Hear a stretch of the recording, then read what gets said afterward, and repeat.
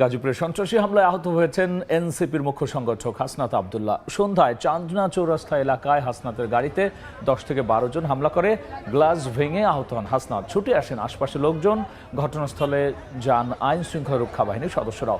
পরে সেখান থেকে ঢাকায় রওনা হন হাসনাত আব্দুল্লাহ। হামলার প্রতিবাদে চৌরাস্তায় বিক্ষোভ করছেন এনসিপি নেতাকর্মীরা।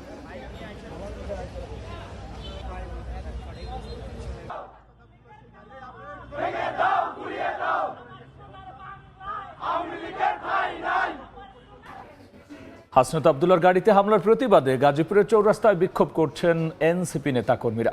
আর এই মুহূর্তে সেখানে আছেন রিপোর্টার মেহেদী হাসান। সরাসরি যাচ্ছি তার কাছে। হামলার ঘটনা এর মধ্যে কিন্তু গাজীপুরের যে ছাত্র জনতা যারা রয়েছেন তারা ফুসে উঠেছে এবং এর মধ্যে মহাসড়কে মিছিল করছে। তারা যিনি বলছেন যে আজকের এই ঘটনা নিন্দনীয় ঘটনা এবং আজকের এই ঘটনায় আসলে যারা জড়িত তাদেরকে দৃষ্টান্তমূলক শাস্তির আওতায় নিয়ে আসতে হবে এবং আগামী 24 ঘন্টা তাদেরকে কিন্তু আলটিমেটাম দেওয়া হয়েছে। একটু জানিয়ে রাখতে চাই যে হাসনাত আব্দুল্লাহ কিন্তু আজকেই কিন্তু তিনি এই গাজীপুর চৌরাস্তায় এক ধরনের হামলার শিকার হন। যারা এখানকার যারা স্থানীয় যারা রয়েছেন তারা আসলে যেমনটি বলছেন যে তিনি এই পথ ধরে কিন্তু যাচ্ছিলেন, তারপর হঠাৎ করেই কিন্তু তার উপর গাজীপুর চৌরাস্তায় কিন্তু তার উপর এক ধরনের 10-12টি আসলে মোটর সাইকেলে করে এসে তার উপর হামলা চালানো হয়। সেই হামলায় তার যে গাড়িটি ছিল সেটি কিন্তু ক্ষতিগ্রস্ত হয়েছে, তার গাড়িটি ক্ষতিগ্রস্ত হয়েছে এবং এর পাশাপাশি আসলে যদি বলি তিনি আহত হয়েছেন। আমরা তার দেখেছি হাতে কিছুটা রক্তক্ষরণ হয়েছে। এখানকার লোক যারা বলছিলেন যে তারা ধারণা করছেন যে এই হামলার সাথে আওয়ামী লীগের লোকজন জড়িত, কেননা তারা যেমনটি বলছেন যে যেভাবে আসলে প্রচার প্রচারণা করা হচ্ছে তারা সেই ঘটনায় কিন্তু সন্দেহ করছেন যে আওয়ামী লীগের বিশেষ করে ছাত্রলীগের উপর দায় চাপাচ্ছেন তারা। সেই দায় চাপিয়ে কিন্তু আওয়ামী লীগের যে নিষিদ্ধের যে দাবি সেটি কিন্তু আরও জোরালো হচ্ছে, বিশেষ করে এই গাজীপুর থেকে। আমরা জানি তারা যিনি বলছেন যে গত কয়েকদিন ধরে আওয়ামী লীগের নিষিদ্ধের যেই দাবি আসলে করা হচ্ছে সেই ঘটনার ক্ষোভ থেকেই কিন্তু এই ধরনের হামলার আসলে ঘটনা ঘটে থাকতে পারে বলে এখানকার স্থানীয় যারা রয়েছেন তারা আমাদেরকে জানিয়েছেন।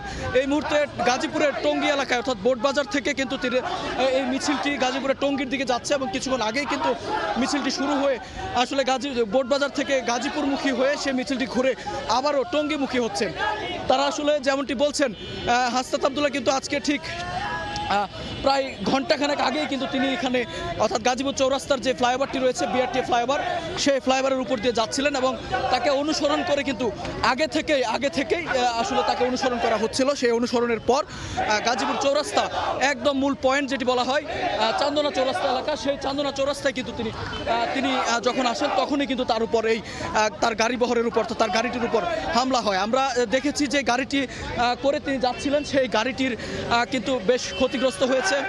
বিশেষ করে এই ঘটনার পরপর আইন শৃঙ্খলা বাহিনী যারা রয়েছেন তারা কিন্তু এই এলাকায় অর্থাৎ বিশেষ করে তাকে ঘিরে কিন্তু ব্যাপক নজরদারি রাখা হয়েছে। আমরা দেখেছি সেনাবাহিনীর একটি বিশেষায়িত ইউনিট কিন্তু এখানে এসেছে এবং